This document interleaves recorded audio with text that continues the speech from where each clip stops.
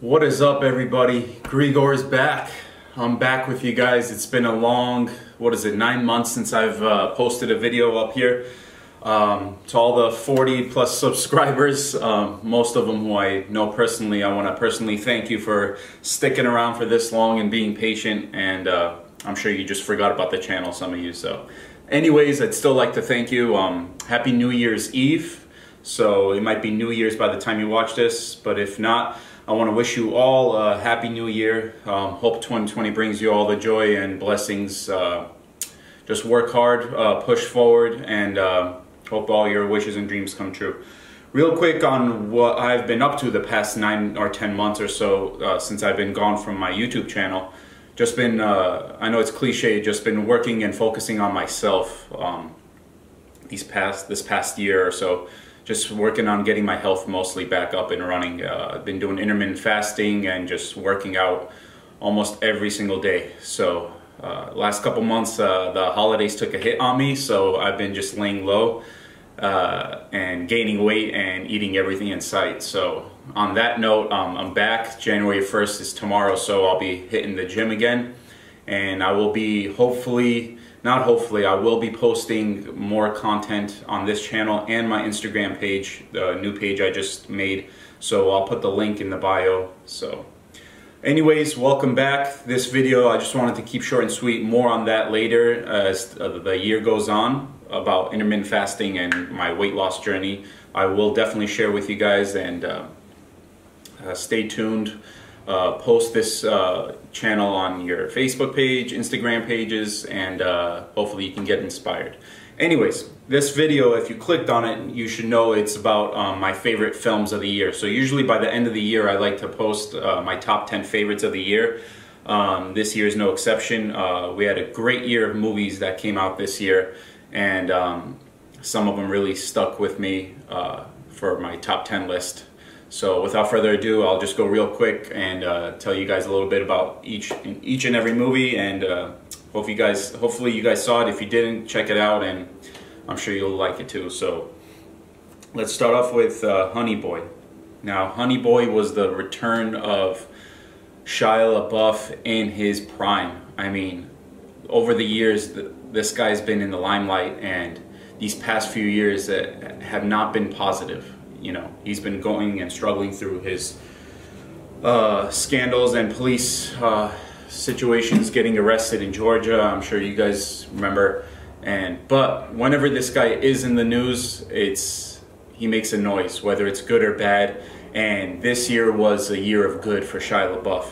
I mean, he came back, showed us how good of an actor he is in The Peanut Butter Falcon, starring Dakota Johnson, and he's like a fisherman, just kind of makes friends with this mentally challenged guy who just wants to go and meet his wrestling idol. So he goes on this journey across the country and to help him accomplish those dreams. It's a very warm-hearted movie, and go check it out. Uncut Gems by Adam Sandler. Now, people that have seen this movie and reviewed the film go, oh my God, I've never seen Adam Sandler in this light, doing dark drama and stuff like that. He's amazing in it. He should do more.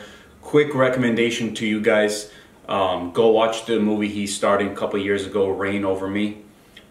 Best work he's ever done. It's a drama. It stars Adam Sandler, Don Cheadle, Jada Pinkett Smith, and Liv Tyler. Great cast. It's about a guy who lost his family in the 9/11 attacks, and he's all messed up afterwards, has post-traumatic stress, and his old college roommate, played by Don Cheadle, tries to get him back on his feet, and you kind of see the acting talent of Adam Sandler. It's his best work. You will not regret it. Go check that out. On that note though, Uncut Gems, Adam Sandler killed it. Most likely he's going to get an Oscar nom from this movie. And it's about a guy who's just in debt, and he's like a gambling addict. He a sports bettor. Kevin Garnett's in the movie from Boston Celtics. He did fantastic. I mean, I don't know much about basketball, but I know he's green to acting, and he killed it. He did fantastic in it. He just gets tied up with the wrong people, the mafia, and as the movie goes forward, you see the walls closing on this character, and keeps you on the edge of your seat all the way throughout. So go watch that, Uncut Gems, Adam Sandler. You won't regret it. Knives Out. Knives Out was unbelievable. Starring Chris Evans and Don Johnson, Jamie Lee Curtis, and the rest of the amazing cast in the movie. Daniel Craig, who plays James Bond. It's a murder mystery movie. There's many of these done over the years, and this one it caught my attention because it keeps you invested in every single character. It doesn't shy away from each and every character. It focuses on each and every character's development throughout the film, and surprisingly it was humorous. It was really funny. So if you like murder mysteries, if you like those actors, go check it out. Knives Out, absolutely fantastic. Let's keep going down the list. Marriage Story. It's a Netflix film. I really was excited to watch this. Most importantly because my lady's in it, Scarlett Johansson, and more of her later on.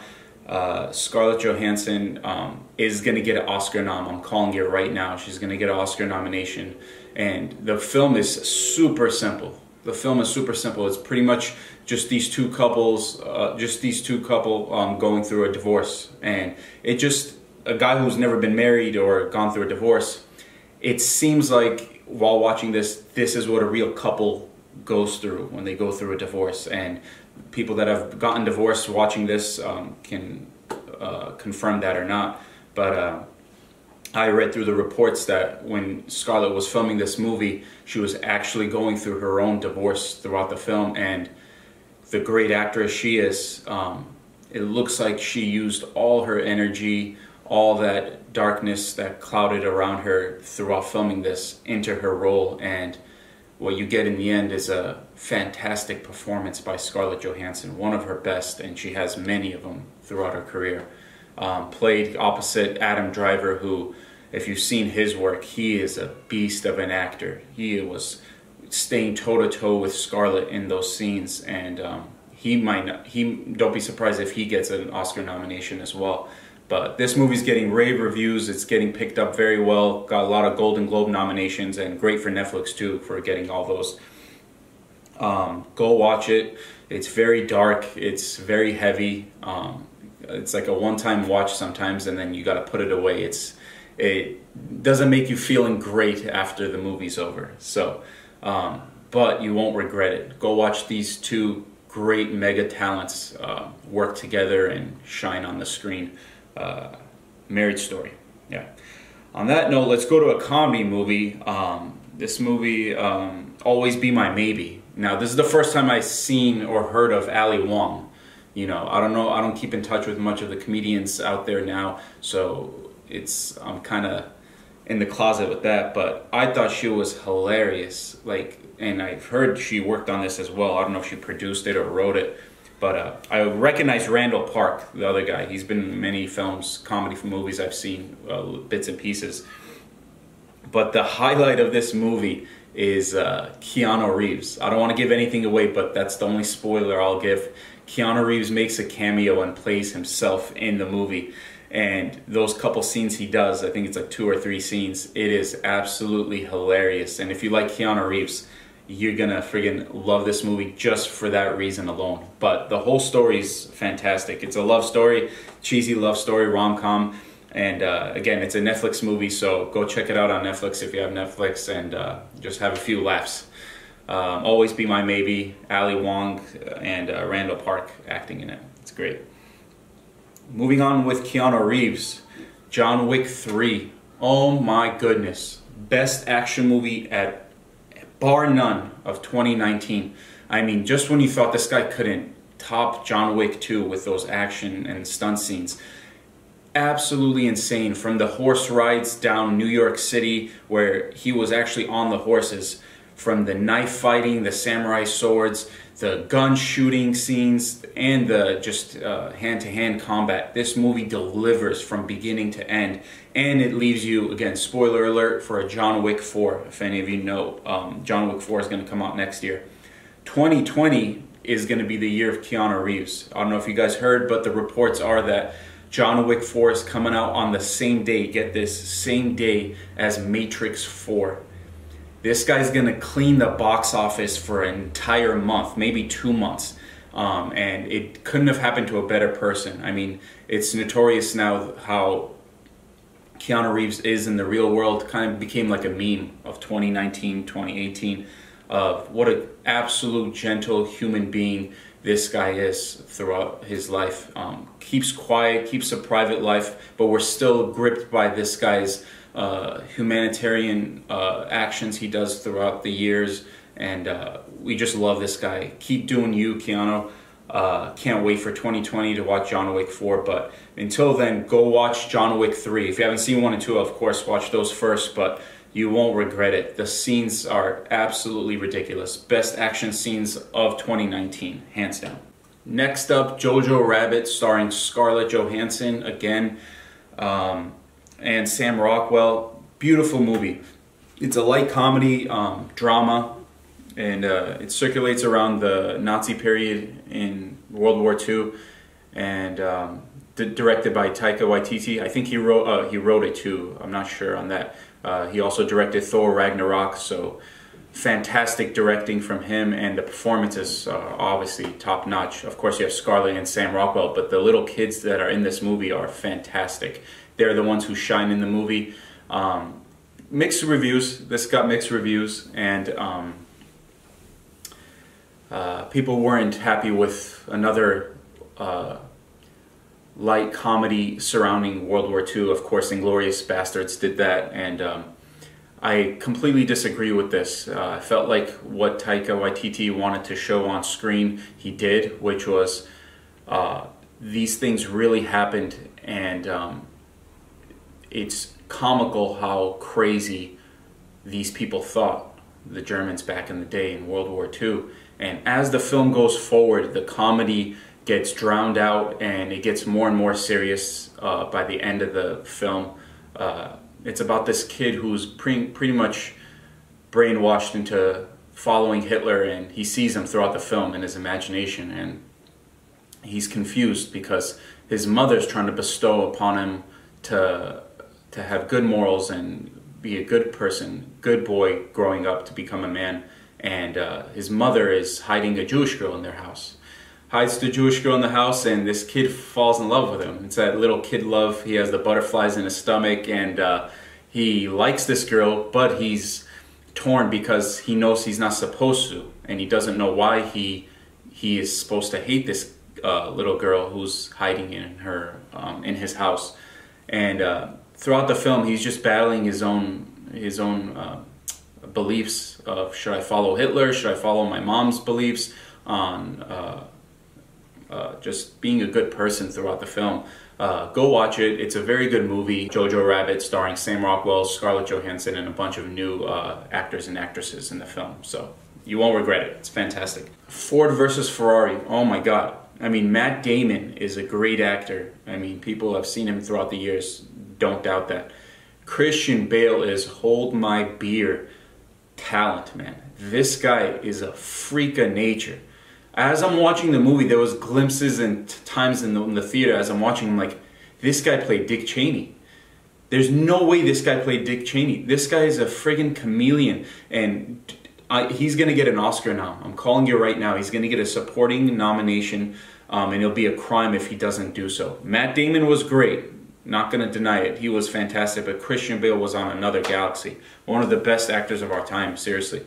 If you're not a race car movie guy, if you're not into cars much, don't worry about it. Go still see this movie. The drama in it, the acting, the story is really gripping. It's really fantastic. I'm not a car guy myself, but even if I'm not, I thought it was absolutely amazing. A story of Shelby butting heads with Ferrari and the Le Mans tournament. It's surrounding where Matt Damon's character was the first American to win that tournament, and now they want to do it again. They want an American to win that tournament again. Go watch it. It's an unbelievable movie. All right, we're winding down. Avengers Endgame. Now, I've spoken about this movie over the entire year. So excited and happy it finally surpassed Avatar as the #1 box office movie of all time. Now, every time I mention this to people, they keep mentioning inflation to me. That's totally irrelevant. Every time in every decade has its own reasonings on why this is bigger than the other. Like when 2009 Avatar came out, I tell people there was no streaming services. So you either had to watch TV, cable, or you had to go to the movies. So with streaming channels and all these different kind of Netflix, Hulu, and Amazon, people are more, there's more channels for them to watch. So I think that aside, inflation aside, it's the #1 box office movie of all time. It was the best bookend to the Marvel universe for the third phase. There was 10 years of movie making, movie magic, if you like Marvel. If you've never seen it and you're iffy about it, know this. I was one of those guys. I used to make fun of anyone who was balls deep into Marvel and loved that stuff. But then I finally gave it a try and I was absolutely hooked with these characters, and so fantastic. Go watch it. Start with Iron Man, and if you like it, you won't regret it. You'll keep going forward and watching. But Avengers Endgame was the best ending bookend. The cons of the film were based on, again, spoiler alert, there's time travel in the movie. I knew before watching this movie there was going to be some flaws with the time travel. There isn't a time travel movie you can name me that doesn't have flaws in it and not consistent with the time traveling story. It's gonna happen. But that aside, the characters get their due closure, some of them. Some pass away, some move on, and it sets up beautifully for the next phase. For the next phase of the superheroes going into phase 4. Of course, my gal, Scarlett Johansson, is going to finally get her solo film in 2020. More on that as the year goes on. We'll talk about it. But yeah, Avengers Endgame, go watch this film. Great music, great score, great story to end the Marvel Universe for these guys, the original 6 members. All right, that's it. And we wound it down last, but definitely certainly not least, Joker. Anyone who's around me throughout the year knows I yap away about this movie and the performance by Joaquin Phoenix, one of the greatest actors of our time. He's gonna win that Oscar. I know he is. It'll be a crime if they give it to someone else. There was great performances throughout the year. I mentioned some of them in this video, but Joaquin Phoenix deserves that Oscar for Joker. Once again, before the movie came out, people were like comparing it, oh my god, it'll never be as good as Heath Ledger. Leave it up to Joaquin Phoenix as a great, fantastic actor to go completely away from Heath Ledger's depiction and version of the Joker. Completely dark movie. You just see the origin of the Joker, or maybe you don't. They show you what you think you see, and you kind of, throughout the film, are confused on what's real and what's not as the film winds down all the way to the end. You left the theater, if you were like me, talking to your friends or family members you just saw it with, and were like, what do you think happened? Do you think this was real? Do you think that was real? And I love movies like that. My favorite filmmaker, Chris Nolan, does that too. Kind of leaves the fans guessing and the fans speculating on what they think their version is of what the film showed. What was real, what was fake in the movie. But Joaquin Phoenix is stealing that screen, stealing that spotlight throughout the 2 hours you're watching this movie. The score in this movie, and when I say score, I'm talking about the music in the movie. I quickly, when I finished watching this movie, Googled and I saw who the music was from. And it's this female composer, I forgot her name, I think she's a German composer. She wrote the score, she wrote the music before she even read the script, which is kudos to her and her talent, just knowing and realizing what the movie's about, or an idea of what it's about, and it fit like a glove in the movie. The cello throughout this film is so creepy, it's so dark, and it's so fitting to the story and the scenes that they portrayed the music in. It really is the icing on the cake, and most music is throughout films. The scores are the icing on the cake. If you have a good movie, good script, good acting, the music is the final touch to make that movie a masterpiece, and this movie was a masterpiece.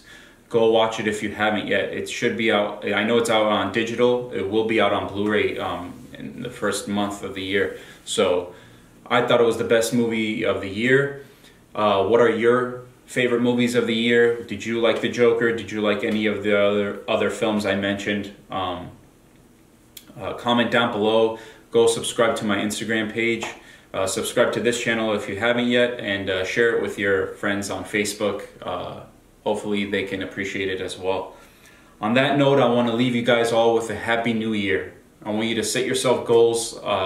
We'll talk more about this in other videos as time goes on. I want to wish you all a Happy New Year, Happy 2020, happy movie watching. Go watch some great movies that are coming out in the coming 2020, and we'll talk more about them as the year goes on. Okay, I'm back. I'm glad I'm back.